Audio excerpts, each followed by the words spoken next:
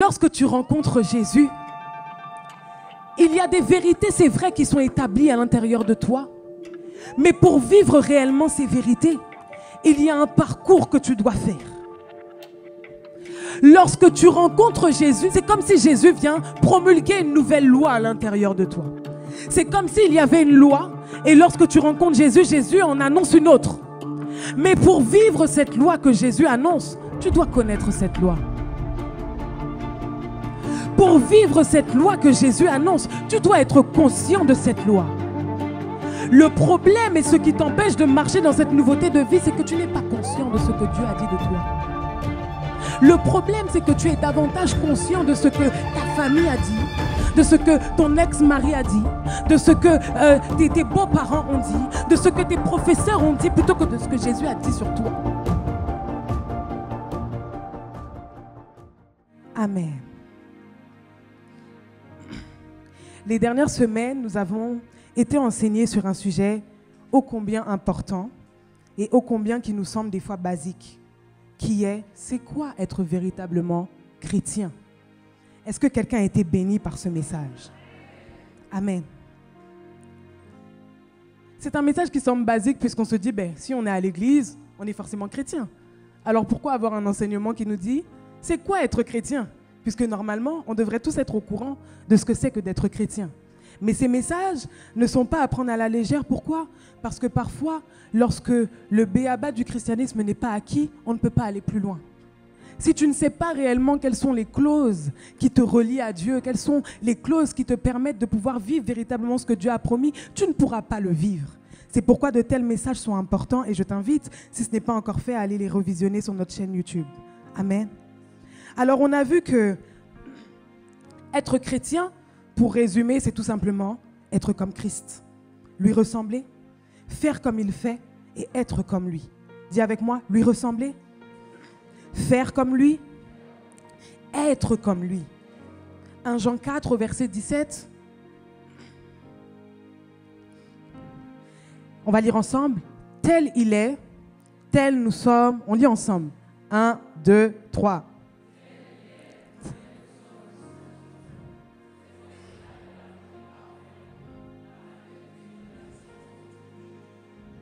Jean 17 au verset 22, on lit ensemble encore. 1, 2, 3.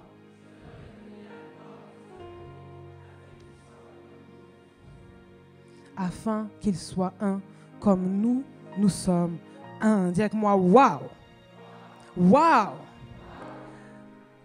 Être chrétien, c'est donc être comme Jésus. Être chrétien, c'est donc pouvoir faire les mêmes choses que Jésus a faites sur la terre. Être chrétien, c'est donc manifester une nature différente que celle que nous manifestions auparavant. Être chrétien, c'est donc être une personne différente. La personne que tu es aujourd'hui n'a plus rien à voir avec la personne que tu étais hier. Pourquoi? Parce que tu es chrétien aujourd'hui. Dis avec moi, waouh!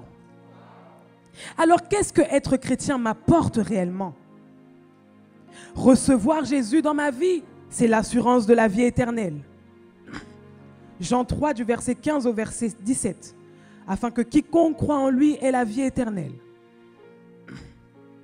Recevoir Jésus-Christ dans sa vie, c'est être mis hors de danger face à la mort. 1 Jean 5 au verset 12.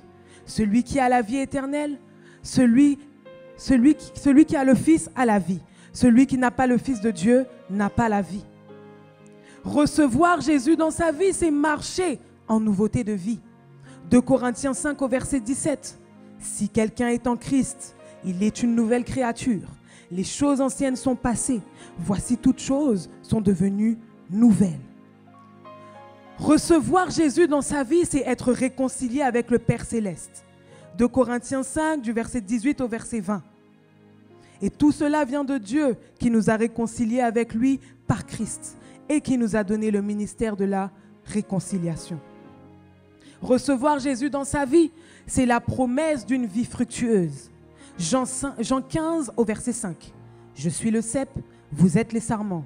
Celui qui demeure en moi et en qui je demeure porte beaucoup de fruits. Car sans moi, vous ne pouvez rien faire.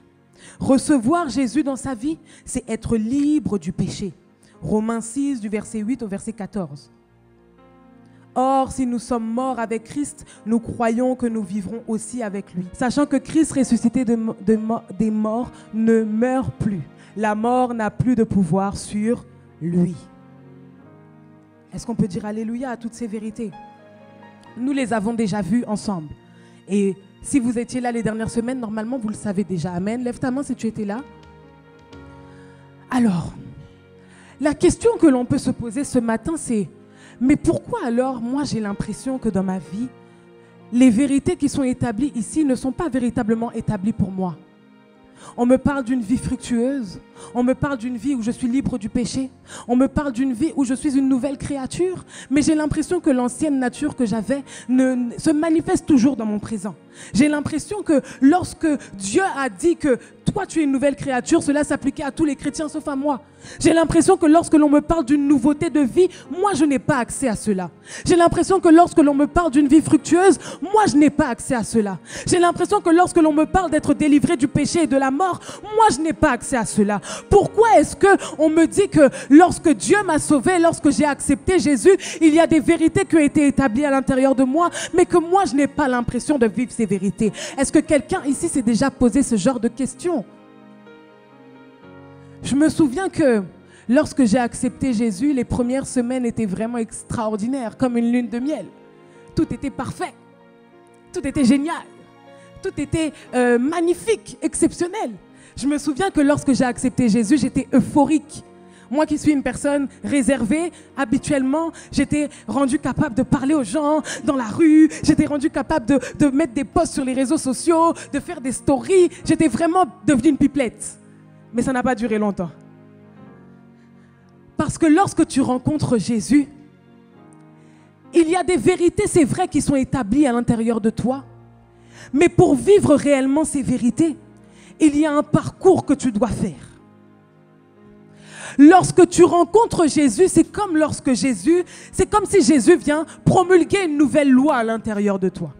C'est comme s'il y avait une loi et lorsque tu rencontres Jésus, Jésus en annonce une autre.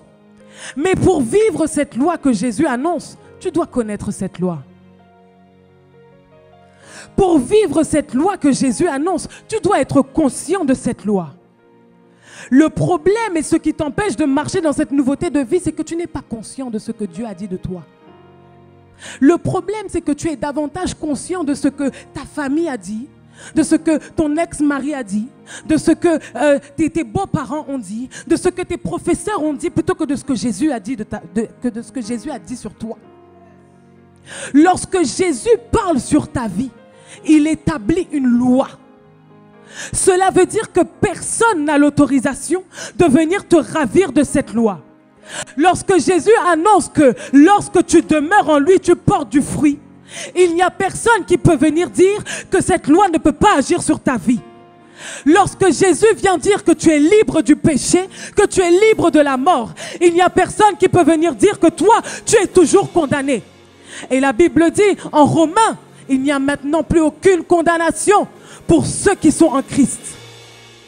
Et c'est pour ça que je parlais de loi.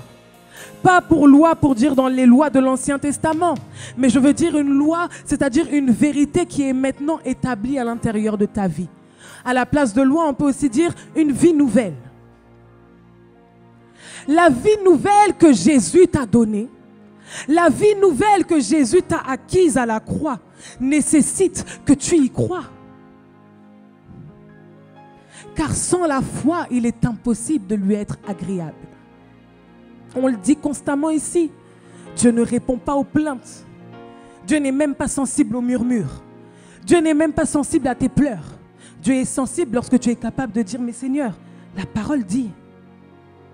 Seigneur, tu as dit. Il est écrit.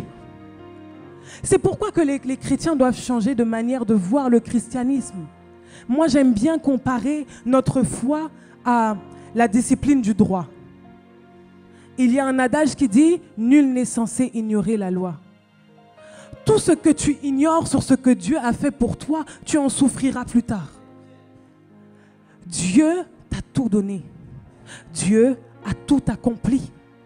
Et cette première rencontre que tu as faite avec le Seigneur vient promulguer une loi à l'intérieur de toi. Mais pour vivre cette loi, il y a des choses que tu dois faire. Amen. Et je parlais tout à l'heure du fait d'accepter Christ. Et que lorsque tu acceptes Christ, tu deviens chrétien et donc tu es rendu capable de faire comme Jésus, d'être comme Jésus, de parler comme Jésus. Et peut-être que toi, tu es ici et que jusqu'à présent, tu n'as pas encore fait cette décision. Tu n'as pas encore pris cette décision, tu n'as pas encore fait ce choix. Tu es ici, tu es issu d'une famille chrétienne, mais tu n'as pas encore véritablement fait le pas de pouvoir accepter le Seigneur Jésus-Christ. Être gentil ne t'emmène pas au ciel. Faire des dons à des associations ne t'emmène pas au ciel. Être une gentille personne ne fait pas de toi quelqu'un qui a accès au ciel. La seule porte d'accès au ciel, c'est Jésus-Christ. Et si tu veux être sauvé, tu dois l'accepter comme Seigneur et Sauveur personnel. Alors si tu es en ce lieu et que tu n'as jamais fait cette prière, reste attentive à ce message. Tout à l'heure, nous allons faire cette prière ensemble. Amen. Dis avec moi, je suis chrétien. Dis avec moi, je suis chrétien. Avant donc de devenir chrétien, il y a une rencontre à faire. Une rencontre, c'est être mis au contact de quelqu'un ou de quelque chose. Une rencontre, c'est être au même endroit que quelqu'un ou quelque chose qui fait qu'on peut avoir une communion, on peut avoir une conversation, on peut passer du temps ensemble. Une rencontre, c'est un endroit où on se retrouve et que l'on passe du temps ensemble. Dis avec moi, rencontre. Et cette rencontre avec Christ est atypique à chaque personne et personnelle. Il y a différentes raisons qui nous emmènent à accepter Christ. Certains d'entre vous ici, vous avez accepté Christ par la force des choses. Certains d'entre vous ici, vous étiez plus simple et plus disposé, entre guillemets. Mais le plus important, ce n'est pas ce qui s'est passé avant. Le plus important, c'est que tu fasses ce choix de marcher avec Jésus maintenant. Parce qu'il n'y a rien qui te condamne devant le Seigneur. Recevoir Christ comme Seigneur et Sauveur est une expérience extraordinaire. Ces événements incroyables que l'on vit avant de recevoir Jésus-Christ dans notre vie sont des événements à chérir. Ne laisse pas la vie te rendre triste parce que tu es chrétien. Parfois, on a l'impression que, vous savez, en tant que chrétien, on est tellement conscient du monde spirituel et tellement conscient des combats qu'on a l'impression qu'on souffre plus que tout le monde. Alors que ce n'est pas vrai. Toi, contrairement à ton voisin, lorsque tu souffres, tu sais qu'il y a une issue à cette souffrance. Toi, contrairement à ton voisin, tu sais que lorsque tu passes par telle ou telle chose, c'est pour glorifier le nom de Dieu. En fait, ta vie prend un sens, ta vie a un but, ta vie a une direction, contrairement à ton voisin. Alors j'aimerais te dire aujourd'hui d'arrêter de te lamenter. Arrête de pleurer. Arrête d'être triste et attristé. Ta sœur qui est à côté de toi, ton frère qui est à côté de toi, lui aussi a des combats. On est ensemble. Le plus important, ce n'est pas d'avoir des combats, c'est de remporter ce combat. Le plus important, ce n'est pas à quel niveau ce combat a été intense. Le plus important, c'est est-ce que tu as été jusqu'au bout de ce combat. Le plus important, c'est qu'est-ce que tu diras à l'issue de cette histoire. Est-ce que tu diras que j'ai été écrasé par la masturbation? Ou est-ce que tu diras que c'est vrai que j'avais ce challenge, mais par la grâce de Dieu, je suis sorti? Est-ce que tu diras que j'ai été écrasé par l'impudicité? Ou est-ce que tu pourras dire que non, j'ai tenu ferme et aujourd'hui, je suis trouvé victorieux?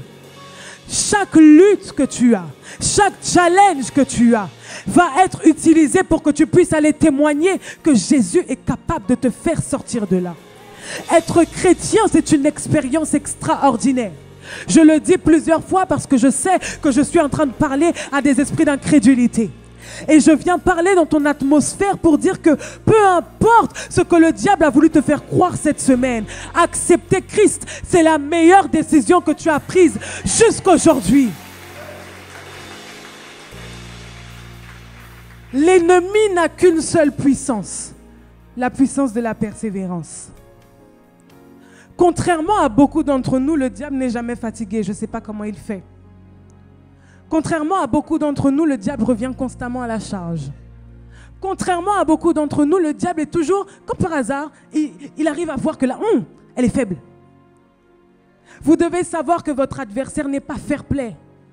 Votre adversaire n'a pas de zone de temps mort. Votre adversaire n'a pas un moment où il se dit « Mais non, je la laisse tranquille un petit peu, je reviens la semaine prochaine. » Tout espace que tu laisses au diable, le diable va foncer dedans. Toute porte que tu ouvres à l'ennemi, l'ennemi va foncer dedans. C'est pour ça que tu dois être le garant de ton atmosphère. Et être le garant de ton atmosphère, c'est aussi être conscient que je ne suis pas n'importe qui. Je ne suis pas n'importe quoi. L'exemple que l'on donne souvent, c'est imaginez qu'ici, vous étiez l'enfant d'un président. Est-ce qu'il y a des pleurs que vous auriez manifestés? Est-ce qu'il y a des prières même que vous auriez élevées? Non. Parce que vous seriez conscient que de toutes les façons, mon père est là. Il va gérer. Je vais appeler papa, il va appeler tonton, qui va appeler tantine, qui va appeler tata, et puis on va trouver une solution. Et c'est la même chose avec le Seigneur. Dieu est tout puissant. On a chanté tout à l'heure, il est le papa le plus responsable. Dieu n'est pas le genre de personne qui abandonne. Dieu n'est pas le genre de personne qui laisse tomber en bout de chemin. Dieu n'est pas le genre de personne qui te laisse tomber lorsqu'il te promet quelque chose. Dieu n'est pas le genre de personne qui ne va pas au bout des choses.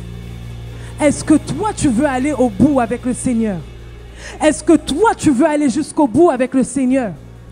Là, dis avec moi la première rencontre. La première rencontre. Je disais tout à l'heure que la première rencontre, c'est cette rencontre qui vient comme une promulgation d'une nouvelle loi.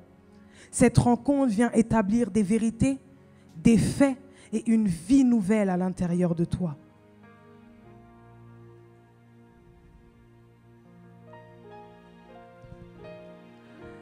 Lorsque l'on rencontre Jésus, c'est important de pouvoir considérer que nous avons changé d'identité. Dieu vient changer notre identité parce que ce que tu fais dépend de qui tu es. Si tu ne changes pas la personne que tu es, tu ne changeras pas les résultats que tu as. C'est pourquoi Jésus est venu tout simplement mettre un point final en disant « Ok, à partir de maintenant, ils sont moi. » Tu n'as pas compris. À partir de maintenant, tu es Christ. Sur la terre, tu es comme Christ. Si Christ n'a pas eu de limitation, ici tu n'as pas de limitation. Si Christ a guéri les malades, tu guéris les malades aussi. Si Christ n'a pas eu de problème de dépression, tu n'as pas de problème de dépression. Si Christ n'a pas eu de problème d'anxiété, tu n'as pas de problème d'anxiété. Si Christ n'a pas eu de problème d'argent, tu n'as pas de problème d'argent. Si Christ n'a pas eu de problème de santé mentale, tu n'as pas de problème de santé mentale. Si Christ n'a pas eu de problème conjugal, tu n'as pas de problème conjugal. J'aimerais te dire que la vie vient souvent te provoquer pour te dire mais qui es-tu? Et tu dois être capable de dire je suis Christ. Tu as du mal à prier et tu as du mal à tenir position lorsque le diable vient te contrer parce que tu penses que le diable a le droit de le faire. Tu penses que tu n'es pas légitime à pouvoir annuler les plans du diable contre ta vie. Certains d'entre vous ici, vous croyez que le diable a le droit de retenir votre mariage. Vous pensez qu'il a le droit de le faire parce que vous avez commis des fautes, parce que vous avez fait des erreurs, parce que votre famille est comme ci, votre famille est comme ça. Et c'est pour cela que jusqu'à aujourd'hui, le diable tient votre mariage. Lorsque tu as la conscience que tu es comme Christ et que la Bible dit il n'y a maintenant plus aucune condamnation, il n'y a pas de situation qui peut t'intimider. Je ne sais pas ce par quoi tu passes qui te pousse à fermer ta bouche et à rester cloîtré dans ton lit pendant des jours et des jours. Mais j'aimerais te dire ce matin que tu es Christ et que Christ possède toute la puissance pour te faire sortir de ces situations. En fait, j'aimerais que tu puisses avoir conscience que la bonne nouvelle que nous portons doit être cultivée. Lorsque l'ennemi vient t'attaquer, tu dois cultiver cette bonne nouvelle à l'intérieur de toi. Parfois, tu cherches beaucoup d'informations. L'information la plus importante, c'est que je suis Christ. Christ en moi est l'espérance de la gloire. Cette première rencontre avec le Seigneur vient établir cela comme étant un fait. Christ à l'intérieur de moi est l'espérance d'une vie nouvelle. Christ à l'intérieur de moi est l'espérance du fait que je peux vivre en nouveauté de vie. Christ à l'intérieur de moi est l'espérance que cette maladie n'est pas pour la mort, mais que cette maladie est là pour attester de la gloire de Dieu. J'aimerais parler à un chrétien ce matin. J'aimerais dire à un chrétien ce matin que la rencontre que tu as faite avec le Seigneur n'est pas une rencontre banale. La rencontre que tu as faite avec le Seigneur n'est pas une rencontre que tu dois minimiser. Lorsque tu rencontres Jésus, il vient mettre en toi la puissance nécessaire, le courage nécessaire, la puissance nécessaire pour marcher comme lui sur la terre. Est-ce que tu peux dire hey? Hey! Jésus ne s'est jamais laissé intimider. Jésus n'a jamais cessé de dire la vérité. Jésus n'a jamais arrêté d'aller gagner des âmes. Jésus n'a jamais dit je prends une pause. Jésus ne s'est jamais arrêté de travailler. Jésus ne s'est jamais arrêté de porter du fruit. Jésus n'a jamais arrêté de marcher dans son appel. Jésus n'a jamais arrêté de prier. Jésus n'a jamais arrêté de chercher la volonté de Dieu. Pourquoi est-ce que tu t'arrêtes? Pourquoi est-ce que tu t'arrêtes? Pourquoi est-ce que tu arrêtes de parler, de prier, de chercher, de frapper, de toquer? Pourquoi est-ce que tu arrêtes? Christ en toi met toute la force et toute la puissance nécessaire afin que tu puisses tenir ferme face aux assauts de l'ennemi. La Bible dit résistez au diable et il fuira loin de vous. La Bible dit aussi je puis tout par celui qui me fortifie. Et cela, c'est parce que tu l'as rencontré. Cela, c'est parce que il y a une fois où tu as attesté que maintenant, j'accepte le Seigneur Jésus comme mon Seigneur et mon Sauveur personnel. Ce n'est pas une question de choses à faire. Ce n'est pas une question de liste de tâches, de to-do list à checker. C'est une question du Dieu en qui tu crois. Si tu crois en Jésus, tu es capable de tout. Si tu crois en Jésus, tu es capable de tout faire. Oh bien-aimé, il n'y a rien sur la terre qui soit trop dur. Il n'y a aucun challenge qui soit trop difficile. Il n'y a aucune situation qui soit trop compliquée. Il n'y a rien ici-bas sur terre qui soit trop compliqué. Tu dois avoir le front dur. La Bible dit ceux qui persévéreront jusqu'à la fin. Jusqu'à la fin. Jusqu'à la fin. Jusqu'à la fin. Tu peux avoir tenu pendant 2 jours, mais si le combat durait 4 jours, tu as perdu. Tu peux avoir tenu pendant 3 jours, mais si le combat durait 5 jours, tu as perdu. Le plus important, c'est jusqu'à la fin. Il est important et facile de bien commencer, mais tenir jusqu'à la fin nécessite une puissance à l'intérieur de toi. Le Saint-Esprit à l'intérieur de toi. Le Saint-Esprit à l'intérieur de toi te rendra capable de tenir jusqu'à la fin. J'aimerais dire à quelqu'un ce matin, la problématique que tu as, c'est que tu as les regards fixés sur toi. Tu es trop conscient de toi-même. Tu es trop conscient de Keren. Tu es trop conscient de Magali. Tu es trop conscient de Jessie. Tu es trop conscient de qui tu es en tant qu'être humain. Lorsque tu rencontres Jésus, tu n'es plus un simple humain. Lorsque tu rencontres Jésus, tu deviens un être spirituel.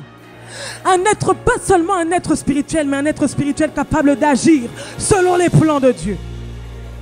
Le problème, c'est que tes regards sont fixés sur toi. Tes regards sont fixés sur ta personne. Tes regards sont fixés sur ta personnalité. Tes regards sont fixés sur ton tempérament. Tes regards sont fixés sur tes incapacités. Je n'ai pas ceci, je n'ai pas cela, je ne peux pas. J'ai déjà essayé, j'ai déjà échoué. Le problème, c'est que tu regardes toi-même au lieu de regarder celui en qui tu as cru. Lorsque tu regardes Jésus, lorsque tu regardes Jésus et que tu considères que Jésus est à l'intérieur de moi, il y a une force qui rentre à l'intérieur de toi. C'est pour ça que tu es découragé. Parce que tu te regardes, tu tournes sur toi-même, tu dis mais c'est pas possible, comment est-ce que Dieu peut faire? Dieu n'a pas besoin de ta capacité, il te rend capable à cause de son esprit à l'intérieur de toi. Tu ne vas pas dire à Dieu ou expliquer à Dieu quel est ton caractère. Tu ne vas pas expliquer à Dieu quel est ton tempérament. Tu ne vas pas expliquer à Dieu, Seigneur, mes cheveux sont comme ça. C'est lui qui t'a créé. Il connaît ces choses. Mais il te dit que si tu crois en moi, Si tu crois en ma présence à l'intérieur de toi, tu verras la gloire de Dieu. Ce matin, je suis venu parler aux esprits de découragement. Ce matin, je suis venu parler aux esprits d'abattement. Ce matin, je suis venu parler à tout esprit d'échec et de dépression.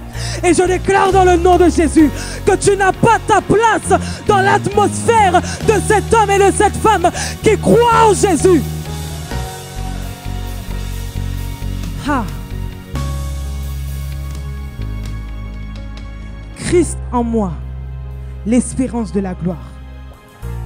Qui es-tu? Est-ce que tu peux dire je suis Christ? Je suis Christ. Je suis Keren Christ. Tu peux mettre ton prénom. Ta capacité à agir sur la terre dépend de ta connaissance de qui il est. Pas de ta connaissance de qui tu es toi, parce que tu ne peux rien faire. Tu ne pourras pas le faire. Ta capacité de faire les choses dépend de en qui tu places ta foi. Est-ce que tu crois en Jésus ou est-ce que tu crois en toi-même? Est-ce que tu crois en Jésus ou est-ce que tu crois dans ta marraine? Est-ce que tu crois en Jésus ou est-ce que tu crois dans ton mari ou dans ta femme? Est-ce que tu crois en Jésus ou est-ce que tu crois en ton argent? En qui est-ce que tu crois? Si tu crois dans l'argent plus qu'en Jésus, le Seigneur permettra que tu n'en aies jamais. Si tu crois dans un mari plus qu'en Jésus, le Seigneur permettra soit que tu ne te maries pas, soit que dans ton mariage c'est chaud. C'est la vérité. Parce que tout ce qui prend la place de Dieu dans ta vie est une idole. Et il n'y a rien, ni personne, ni aucune circonstance, ni aucune chose qui a le droit de prendre la place de Dieu. Ton focus ne peut pas être sur toi. Ton focus ne peut pas être sur tes parents. Ton focus doit être sur Jésus. Et c'est ça la clé de la première rencontre que l'on fait avec le Seigneur. Accepter Jésus-Christ dans notre vie vient changer le focus de notre vie. Vient changer le focus de notre être entier. Vient changer le focus de ce en quoi nous plaçons notre espérance. Lorsque tu places ta foi en Jésus, il est fidèle et il est capable de te faire sortir de ces situations et de ces circonstances défavorables. Refuse d'être découragé. Refuse de rester à terre. Je le disais une fois en Martinique, ça peut arriver d'être fatigué. Ça peut arriver de douter, mais ça ne peut pas être ton mode de vie. Tu ne peux pas être constamment dans le doute. Tu ne peux pas être constamment fatigué. Tu ne peux pas être constamment découragé. Tu ne peux pas être constamment déprimé. Tu dois dire non. Tu dois dire stop. Parce qu'au bout d'un moment, tout le temps que tu passes à te morfondre, c'est du temps que tu perds. Ce temps-là ne reviendra jamais. Toutes ces heures que tu as passées dans la dépression, toutes ces heures que tu as passées dans le découragement, c'est du temps que tu as perdu. Je sais, c'est pas facile. Je sais, c'est pas évident. Je sais, c'est pas quelque chose de normal. Mais tu dois être capable parfois de dire hey, ça suffit. Tu peux être fatigué un jour, mais tu ne peux pas être fatigué toute l'année. Tu peux douter un jour, tu ne peux pas douter toute l'année. Tu dois te battre pour dire à ton âme, en fait, c'est pas toi qui décides ici. Tes émotions ne sont pas un curseur de la manière dont tu dois servir Dieu. Tes émotions ne sont pas un curseur de comment est-ce que tu dois te consacrer au Seigneur. Tes émotions ne sont pas un curseur de comment est-ce que tu dois conduire ta vie devant le Seigneur. Ce qui est le curseur pour toi de comment tu dois faire les choses, c'est de voir la vie de Jésus. Lorsque tu regardes la parole et que tu observes comment Jésus a traité son appel sur la terre, c'est cela qui doit te motiver. C'est cela qui doit te garder. C'est cela qui doit te galvaniser. Ce que tu ressens n'est pas forcément la vérité. Ce que tu ressens peut être une réalité. Mais la vérité de Dieu, c'est ce qui doit prendre la place dans ta vie. Et parfois, tu dois te parler toi-même. La personne qui est avec toi tous les jours, c'est toi-même. Tu dois être capable de te dire, hey, maintenant ça suffit. Arrête de pleurer, ouvre ta Bible. On a Google, on a des applications, on a même des comptes Instagram qui mettent des fois les versets par thématique. Tu ne peux pas dire que tu ne sais pas ce que la Bible dit sur le découragement. Tu ne peux pas dire que tu ne sais pas ce que la Bible dit sur la dépression. Tu ne peux pas dire que tu ne sais pas ce que la Bible dit sur la colère. Parce qu'il te suffit de chercher colère, Bible. Sur Google, ça sort. Je t'assure. Tristesse, Bible. Tous les versets qui parlent de tristesse sortent. Ça veut dire quoi? Qu'en fait, lorsque Dieu te regarde te morfondre, il n'arrive pas à avoir pitié de toi. Parce qu'il se dit, mais attends, je suis déjà mort pour toi. J'ai tout accompli pour toi. Tu as la Bible à disposition. Nous ne sommes même pas dans un pays où la Bible est interdite.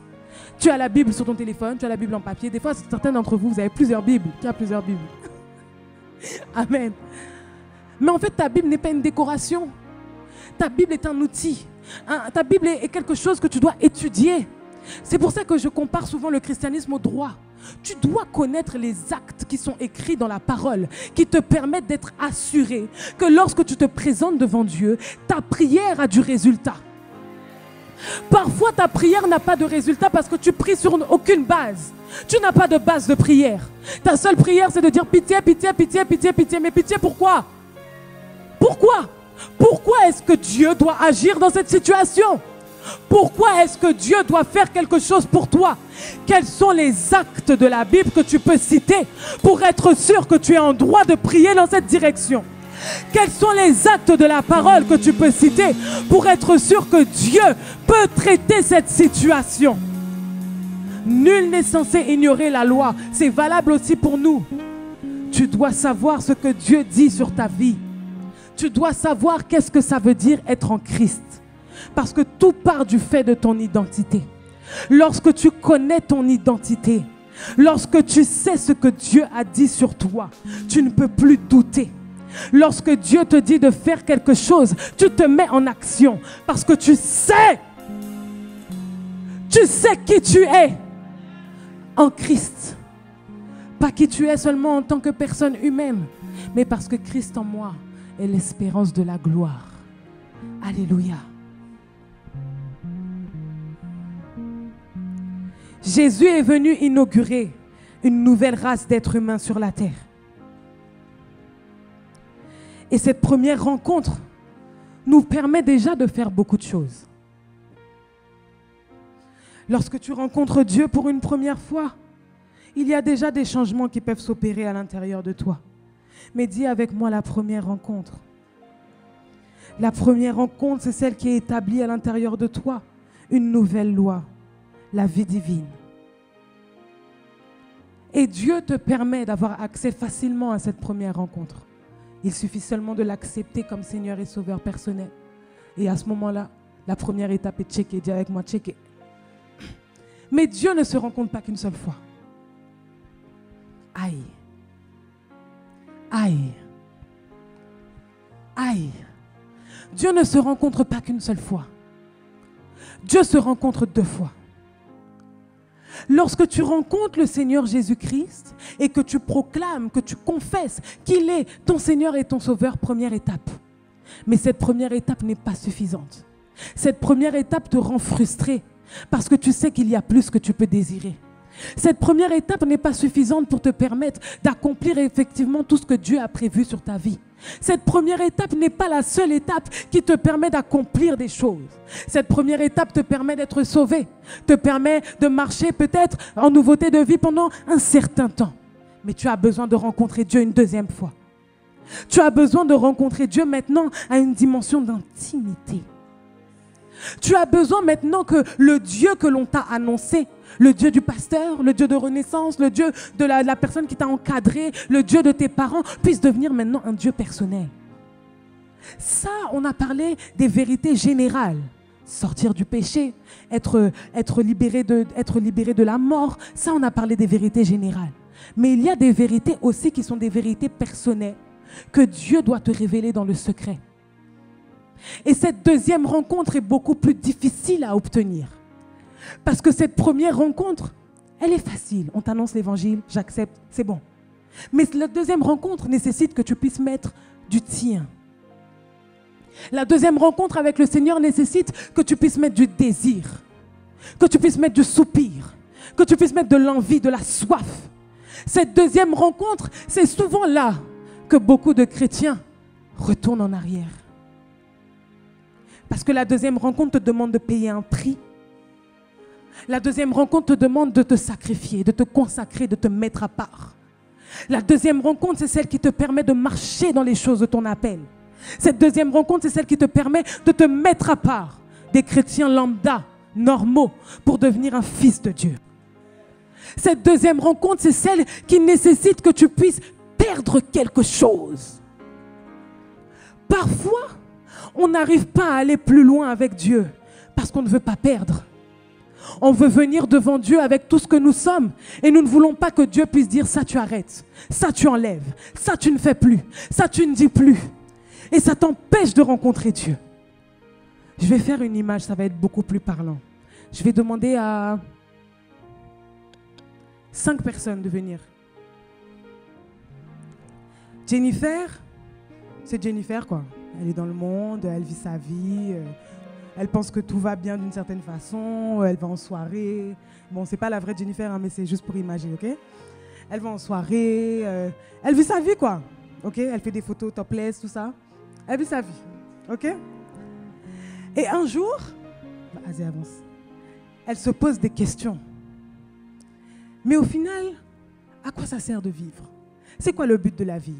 Pourquoi est-ce qu'on existe sur Terre? Etc., etc. Ce genre de questions qui t'emmènent souvent à te poser des questions sur la spiritualité, sur est-ce qu'il n'y a pas une puissance supérieure, etc. Et c'est souvent là que Dieu vient t'attraper, lorsque tu te poses des questions sur le but de la vie. Alors Jennifer, elle avance et elle rencontre le Seigneur. Elle est donc sauvée. Elle fait comme ça. Elle est sauvée. Elle est gagnée à Christ. Elle est sauvée.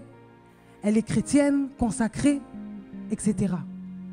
Et ce qui se passe, c'est que elle tourne en rond dans son christianisme parce qu'elle a l'impression qu'elle peut aller plus loin, mais en même temps, elle a l'impression qu'elle n'y arrivera pas. Et en même temps, elle a l'impression que peut-être que ce n'est pas fait pour elle. Et en même temps, elle a l'impression que peut-être qu'il y a plus. Et il y a peut-être certains d'entre vous ici qui êtes actuellement en train de se poser ce genre de questions. Vous vous dites, mais oui, j'aime Jésus.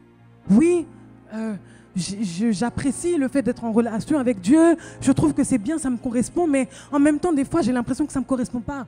J'ai l'impression des fois que je ne suis pas faite pour ça. Est-ce qu'il y a certains d'entre vous ici qui se sont déjà posé ce genre de questions? Amen. Alors tu avances. Et c'est là que tout doit se jouer. Lorsque tu commences à te dire que peut-être que cette vie-là n'est pas faite pour moi. Lorsque tu te commences à te dire que peut-être que je ne suis pas faite pour aller plus loin avec Dieu. Mais en même temps, il y a quelque chose à l'intérieur de toi qui te dit, mais tu peux aller plus loin avec le Seigneur. Tu peux faire plus avec Jésus. Et tu es comme entre deux chaises, en train de te dire, est-ce que je persévère ou est-ce que je rétrograde? Le problème de la zone de stagnation, c'est que malheureusement, beaucoup de chrétiens retournent dans le monde. Parce qu'ils n'arrivent pas à tenir ferme ici. La zone de stagnation revient. La zone de stagnation, c'est une zone où Dieu t'observe. Lorsque tu es dans la zone de stagnation, Dieu ne parle plus beaucoup. Parfois, tu es là et tu pries, tu dis à Dieu, mais pourquoi tu ne parles plus? Pourquoi tu ne dis plus rien? Pourquoi avant tu me parlais, tu me donnais des rêves, là j'ai plus de rêves. Avant tu me parlais dans les pensées, là j'ai plus de pensées. Avant j'avais des visions, là j'ai plus de visions. Qu'est-ce qui se passe? Zone de stagnation. On a vu les 2 derniers dimanches, zone de stagnation, on peut aussi dire zone de désert. Lorsque tu es chrétien, et c'est tout. C'est tout. La vie n'est pas mieux, tu vas pas mieux, tu n'es pas plus forte, tu es juste chrétien quoi. Et tu es en mode Seigneur, mais qu'est-ce qui se passe dans ma vie? Qu'est-ce qui se passe? Et la problématique ici, c'est que Dieu n'a plus rien à te dire. Pourquoi? Parce qu'il t'a déjà parlé ici. Et à cause du fait qu'il t'a déjà parlé ici, il observe comment tu réagis ici. La zone de stagnation, c'est une zone d'épuration où Dieu te montre, est-ce que tu crois réellement en ma parole? Est-ce que tu es réellement attaché à moi? Et dans la zone de stagnation, l'attitude à avoir, c'est de dire, Seigneur, toi tu connais mon cœur, fortifie-moi. Dans la zone de stagnation, ce n'est pas le moment de mettre des ultimatums à Dieu. Certains d'entre nous ici, lorsque l'on est dans des situations difficiles, on dit à Dieu, si tu ne réponds pas, je retourne dans le monde. Mais c'est ton problème. Parce que tu sais qu'il n'y a rien pour toi dans le monde. Lorsque tu fais du chantage à Dieu, Dieu te regarde en te disant, mais c'est qui est le père ici dans la maison? C'est moi ou bien c'est toi? La zone de stagnation vient éprouver qui tu es réellement. Et c'est pour ça que la zone de stagnation, elle est difficile. Parce que parfois, elle révèle des choses que toi, tu ne savais même pas. La zone de stagnation vient montrer qu'en fait, ta foi n'est pas si forte que ça. La zone de stagnation vient montrer qu'en fait, tu n'es pas si solide que ça dans les fondements de l'évangile. La zone de stagnation vient montrer que tu n'es pas si patiente que ça. La zone de stagnation vient montrer que tu aimes trop Brian. Ça fait longtemps qu'on n'a pas parlé de Brian. Hein? On va laisser ça. La zone de stagnation vient montrer que tu es trop attaché à ce que tu avais dans le monde. La zone de stagnation, Dieu te regarde et il dit, que vas-tu faire? Vas-tu rétrograder ou vas-tu accepter de dire que ma vie appartient à Jésus et que je veux aller à cette autre étape? La zone de stagnation, c'est une zone extrêmement délicate dans ta relation avec Dieu. Et beaucoup d'entre vous ici, vous êtes actuellement dans cette zone de stagnation où vous posez des questions à Dieu pour dire, mais est-ce que tu as réellement dit? Est-ce que tu as réellement parlé? Est-ce que tu as réellement déclaré? Et Dieu te regarde, il est silencieux. Il t'observe. Que vas-tu faire avec la parole que j'ai relâchée sur ta vie? Que vas-tu faire avec la parole que j'ai déclarée sur ta vie? Dieu t'observe et il attend de voir former en toi le caractère nécessaire pour pouvoir passer à une autre étape avec lui. Je disais tout à l'heure, la première rencontre, dis avec moi la première rencontre. Mais il y a une deuxième rencontre que tu dois faire. Et cette deuxième rencontre, c'est la rencontre qui te propulse dans l'appel. Cette deuxième rencontre, c'est la rencontre qui te propulse dans les choses que Dieu a besoin d'accomplir sur ta vie. La deuxième rencontre, c'est ce qui te permet de pouvoir véritablement marcher comme Christ sur la terre. La deuxième rencontre, c'est la rencontre qui fait que lorsque l'on te voit, on dit, elle n'est plus pareille. Il y a quelque chose qui a changé. Avant, tu étais chrétienne simplement. Aujourd'hui, tu es une chrétienne qui a rencontré Dieu. Hey! La deuxième rencontre ne dépend pas de ton pasteur. La deuxième rencontre ne dépend pas de ton église. La deuxième rencontre ne dépend pas de qui te prêche la parole. La deuxième rencontre, c'est l'intimité. La deuxième rencontre, c'est toi et Dieu. La deuxième rencontre, c'est lorsque le christianisme devient personnel. C'est lorsque ça devient toi et moi qui luttons pour accomplir quelque chose. Toi et moi qui luttons pour accomplir quelque chose. Ne t'arrête pas simplement au fait d'avoir accepté Christ dans ta vie. Il y a plus que ça.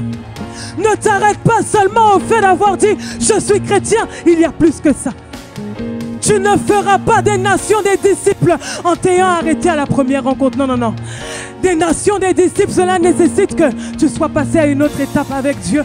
L'étape de l'intimité. L'étape où tu es capable de dire « J'avais entendu parler.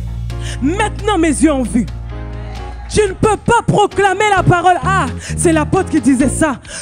Pour être convaincant, tu dois être convaincu. Tu ne peux pas annoncer l'évangile efficacement sans cette deuxième rencontre, sans la rencontre intime, sans la rencontre personnelle. C'est vrai qu'il y a une étape qui bascule ton christianisme et qui fait que aujourd'hui je ne peux plus jamais douter de ce que Christ a déposé quelque chose à l'intérieur de moi. Lorsque tu es ici, tu es en danger parce que tes regards sont encore trop proches du monde. Lorsque tu es ici, tu es encore en danger parce que tu stagnes, tu es tiré entre les deux côtés. Lorsque tu es ici,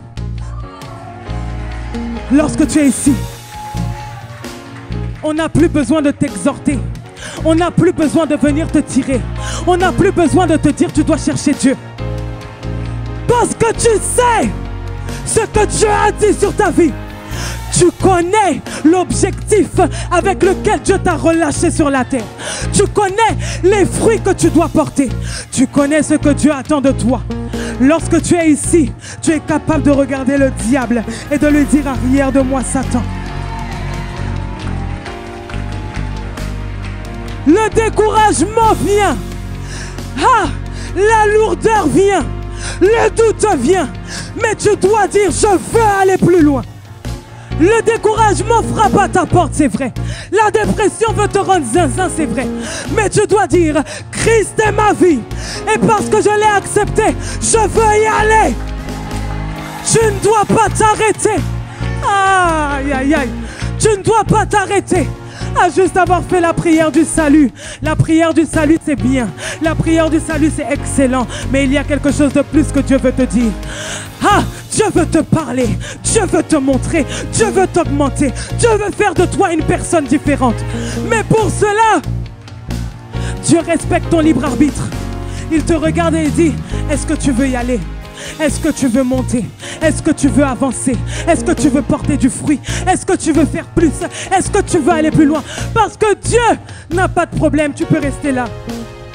Tu es sauvé. Tu rendras des comptes, c'est vrai. Mais tu es sauvé. Ici, c'est maintenant une histoire de dire, qu'est-ce que ma vie va dire? Lorsque l'on va me regarder, qu'est-ce que l'on va se dire? Lorsque l'on va regarder mon visage, qu'est-ce que l'on va se dire? Est-ce que l'on va dire, bon, apparemment elle est dans la religion? Ou est-ce qu'on va dire, ah, elle a fait une rencontre qui a changé totalement sa mentalité? Hey!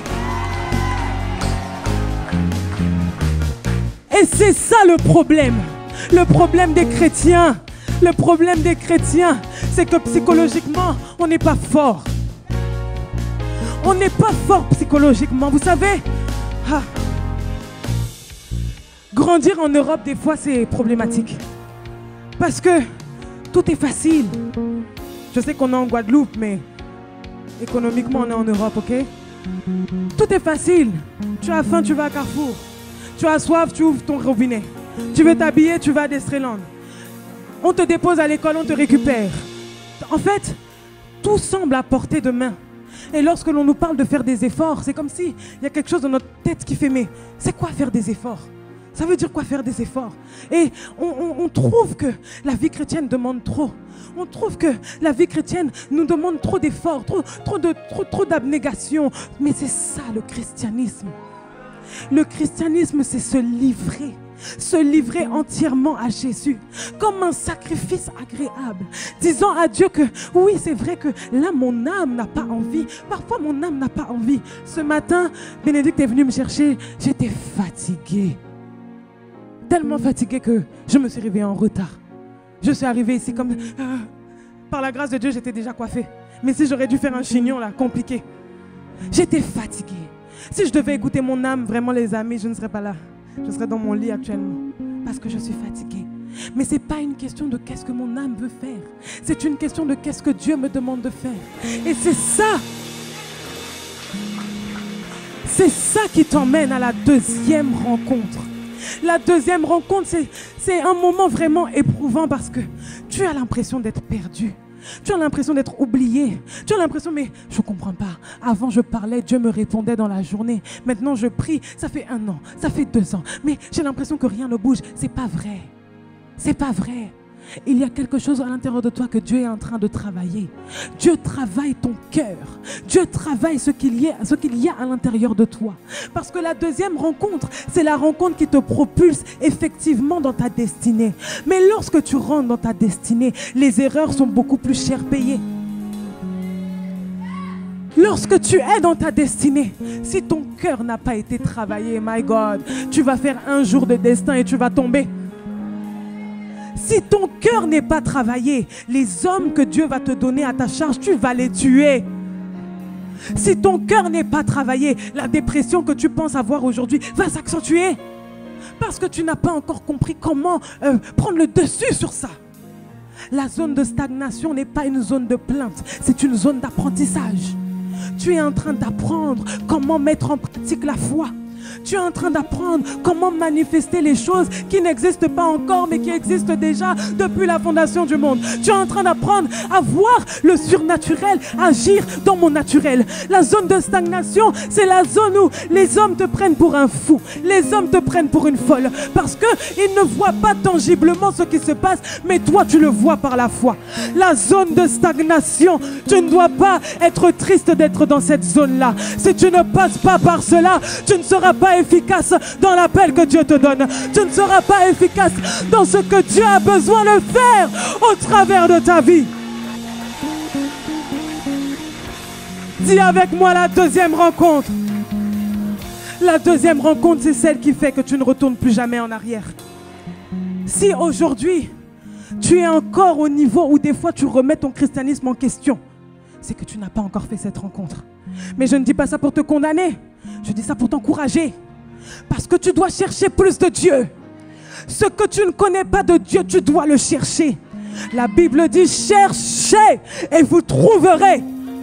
Le christianisme, ce n'est pas une relation toxique. Où tu fais, c'est quoi déjà le truc? Fuis-moi, je te suis, suis-moi, je te fuis. C'est quoi ça? C'est quoi? Fuis-moi, je te suis, suis-moi, je te fuis. Jésus n'est pas dans ça. Jésus, c'est soit tu le suis, soit il ne te suit pas. Ce n'est pas une relation toxique. Lorsque tu mets ta vie et que tu suis Jésus, Jésus s'assure qu'au moment convenable, il te donne la parole dont tu as besoin pour pouvoir tenir dans ce désert. J'ai fait des recherches sur le désert et j'ai aimé une information. Le désert est un lieu aride, c'est vrai. Mais le désert n'est pas un lieu où il n'y a pas d'eau.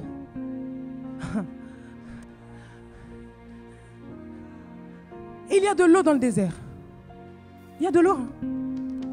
Mais tu vas creuser. Tu vas creuser. Tu vas creuser.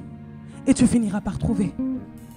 Lorsque tu commences à chercher Dieu, ça ressemble à une poursuite d'un cours d'eau dans le désert. Tu te dis, mais Seigneur, comment je vais faire? Ça veut, en fait, le terme chercher Dieu, c'est tellement vague. Ça veut dire quoi, chercher Dieu? Chercher Dieu. Je commence par où? Je fais quoi? Commence par lire ta Bible. Ouvre ta Bible dans les évangiles. Parce que tu es un Christ, non? Si tu es comme Christ, tu dois savoir qu'est-ce que Christ a fait. Pour être comme quelqu'un, il faut savoir qui est cette personne.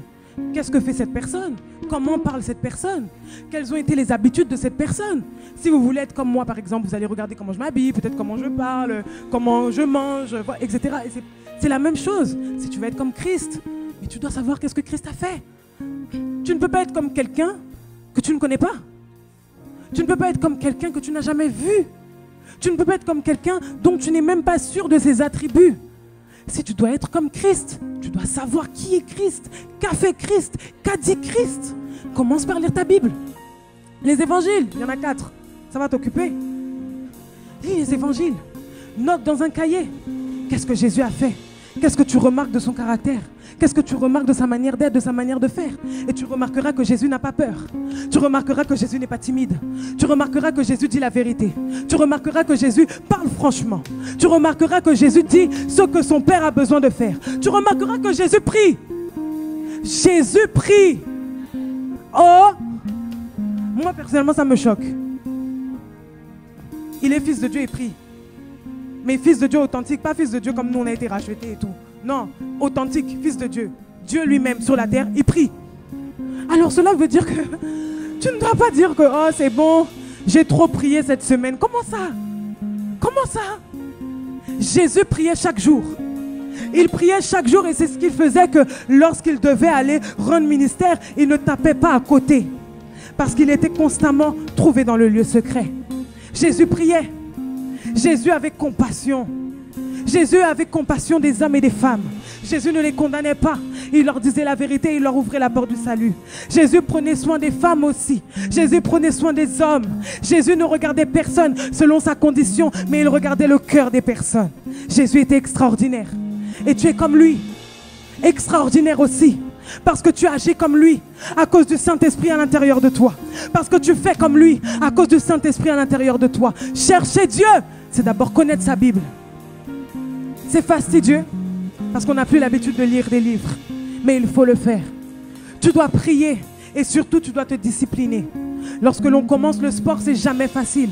Lorsque tu vas lire ta Bible, tu vas faire oh là là, je comprends rien en plus. Ça veut dire quoi ce mot? Et persévère. On n'a rien sans rien. Il faut payer le prix. Ensuite, chercher Dieu, c'est quoi? Avoir tes temps de prière personnels. J'insiste sur personnel. Quand on vient dans l'assemblée, parfois on prie pour des sujets qui ne sont pas tes sujets. Hein? Parfois on prie pour des sujets qui ne te concernent pas, mais qui concernent l'assemblée. Mais tu dois avoir des temps de prière personnels. Tu dois avoir des heures où tu dis que cette heure-là, je la mets à part. C'est moi et Jésus. Cette heure-là, elle est pour moi et le Seigneur. Peu importe ce qui se passe dans la journée, cette heure-là, elle est pour moi et Jésus. Lorsque tu vas considérer et lorsque tu vas appliquer ton cœur à faire des choses avec amour pour le Seigneur, Dieu va te le rendre. Vous aimez souvent que Dieu vous prouve qu'il vous aime. Mais souvent, lorsque Dieu attend que vous puissiez lui montrer que vous l'aimez, vous n'êtes pas là. Souvent, lorsque Dieu attend de voir quel est l'amour aussi que vous lui portez, vous n'êtes pas présent. L'intimité avec Dieu, c'est une relation. Cela veut dire qu'il n'y a pas que Dieu qui fait des choses pour moi. Moi aussi, je fais des choses pour Dieu. Et prier, c'est le béaba. Qui d'entre vous allait accepter d'être marié avec quelqu'un avec qui vous ne parlez pas quotidiennement? Avec quelqu'un qui ne vous adresse pas la parole, sauf pour vous envoyer faire des courses, sauf pour vous demander de l'argent, sauf pour vous dire repasse mon vêtement. Qui d'entre vous allait l'accepter? Et c'est pareil avec le Seigneur. Il nous a laissé le Saint-Esprit pour s'assurer que nous pouvons être constamment en intimité avec lui. Il nous a laissé le Saint-Esprit. Pourquoi? Parce que Jésus physiquement ne pouvait pas être partout, mais le Saint-Esprit est partout. Quand je parle avec Jésus, il peut parler avec toi en même temps et ça ne fait pas d'interférence. Parce que Dieu est esprit. Et que lorsque tu l'adores personnellement, il se tient à ton écoute. Parfois tu dis à Dieu, mais Seigneur, est-ce que tu m'aimes? Mais toi, est-ce que tu aimes Dieu? Est-ce que tu aimes Dieu?